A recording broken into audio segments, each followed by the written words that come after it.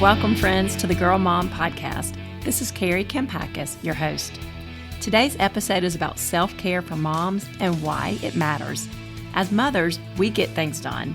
We're the glue that holds a family together, and our family likes us to be productive because it keeps things running smoothly. It prevents the mothership from going down. But in our efforts to support and take care of so many people and so many demands, plus all the pivots and hard decisions we've had to make over the past 2 years, a lot of us are feeling burned out and depleted.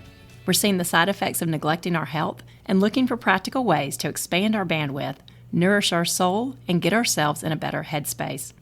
My hope is that this episode offers some simple thoughts you can discuss over coffee with friends and easily incorporate into your daily life.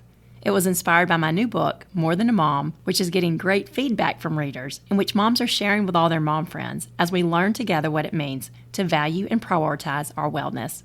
Thanks for tuning in and enjoy the show. My friend's teenage daughter and her friends have a weekend routine. While Saturday night is friend night, Friday night is self-care night. When possible, they stay home to rest and decompress after a stressful week. These girls are high school juniors, and given the demands of junior year, I really like this habit they've adopted. I think it's a great example of how the next generation values self-care. The mothers raising them, on the other hand, are still playing catch-up. Unlike our children, we didn't grow up hearing buzzwords like self-care, self-love, and self-compassion. To no surprise, it's left us a little confused. While some moms eagerly embrace self-care, others roll their eyes and see it as vanity or self-indulgence. Maybe it's because we associate self-care with two opposing extremes. We feel like we have to choose one. Either the spa day mentality, which is a constant mindset of, I'll treat myself because I deserve it, or the Mommy Martyrdom Mentality, a mindset of, my kids are my world and I can't do anything for myself. Neither extreme is healthy because real health means moderation. Overdoing it in either direction can lead to self-worship or self-neglect, both of which hurt a mother and her family. Now, am I saying that it's wrong to visit a spa or that motherhood doesn't require a lot of sacrifice? Absolutely not.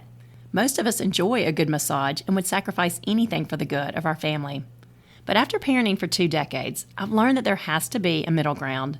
There has to be self-care that strengthens us and expands our bandwidth so that we can thrive and handle life trials. Like many moms, I have wrestled with burnout from the pandemic. I have felt overwhelmed by the demands pressed upon moms as we return to full throttle speed. I may be hitting the marks, driving carpools, keeping appointments, meeting the needs of my kids, etc. Yet in trying to keep up, I sometimes feel robotic and empty. I'm learning to tune into my internal health and broaden my idea of self-care. Now, I used to think that self-care meant bubble baths and fancy vacations.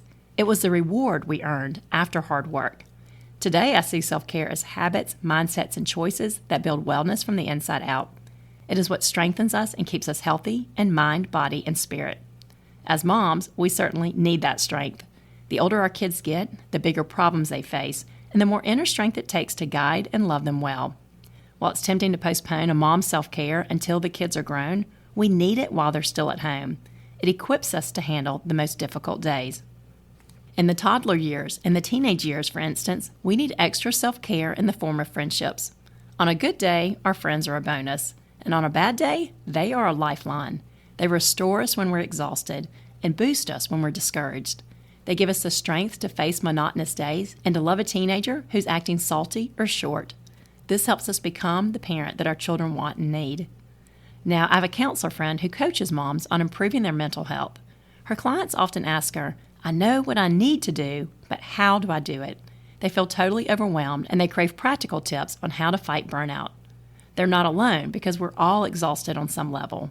And while every mom is unique, there are some basic ways to replenish your reserves and counter some feelings of depletion. These thoughts can get you started.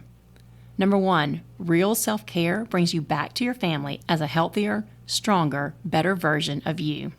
So think about what energizes you. What recharges your battery and makes you feel more like yourself? Maybe it's tennis lessons, or running, or growing a garden.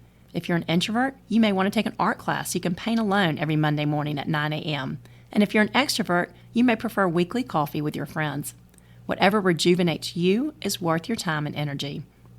Number 2, baby steps are key. Trying to reconstruct your entire life at once and make all these changes simultaneously will make you want to quit. So instead, focus on one habit at a time. Spend a week improving your thought life and that conversation you have with yourself. Take another week to try and eat a healthier breakfast. Then spend a week controlling your temper or some other bad habit you're trying to break. Keeping it simple and taking it slowly makes it easier to sustain new habits. Number 3, a motivating motto helps. During one super stressful year, my friend gained 30 pounds. She was taking care of her family and her mother and trying to work full time. After much frustration, she finally told herself, "Today is the day."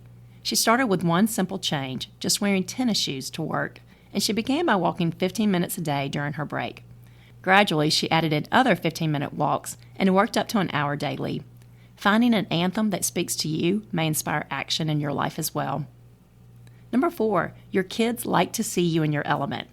So let your kids see you laughing with your friends, dreaming up a new business, planning the church chili cook-off, setting a gorgeous table, or performing your high school cheer routine to Ice Ice Baby to get the family party started. What makes you, you, and gives you life may one day be some of your children's favorite childhood memories. Number 5, you thrive by living out of your strengths. Are you a glue mom or a glitter mom? Do you create order or creative messes? Do you give great advice or a great listening ear? While it's certainly good for all of us to work and grow in our areas of weakness, don't forget to embrace the talents and gifts you bring to the table. Work with your personality and not against it. Number 6, negativity that seeps into your heart will eventually seep into your home. It will steal your peace, your joy, and your ability to love. So set boundaries with toxic people and don't engage in debates online that will keep you angry all day. Instead, spend time with uplifting people who keep you in a positive headspace for yourself and your family. Number 7, the perfect mom in your head does not exist. And mom guilt will keep you stuck in shame. God created you to parent with a spirit of strength and not defeat, so give yourself grace and space to be human. Aim for progress and not perfection. And number 8, knowing what your feel-good is leads to deeper fulfillment. Self-care does not have to be expensive or excessive. In fact, the best way to fight burnout is through small routines and rhythms that calm your soul. A cup of coffee on your porch after dropping the kids off at school. Cuddling with your child or your dog. Calling a friend instead of texting. Time outside in nature. A date night with your husband. A deep conversation with your sister or friend. Baking a pound cake for a friend who is hurting. Devotional time in the morning. 5 minutes of prayer or meditation spread throughout the day. A job or a calling that elevates your joy and taps into your mother's heart so you can help others. Being a mom is important, but you are more than just a mom. You're also a child of God with legitimate human needs in mind and body and spirit. You can only take your children as far as you've come, and as you grow your wellness, you teach your kids to do the same. You give them a vision of a healthy adult. My prayer for my daughters is that they become better and stronger and smarter than me. I want them to learn from my mistakes and also build on what I started. While I'm certainly aware that they're constantly learning from me, I'm also constantly learning from them. I'm taking notes from them and their generation, especially as I learn to value my wellness and broaden my idea of what self-care really means.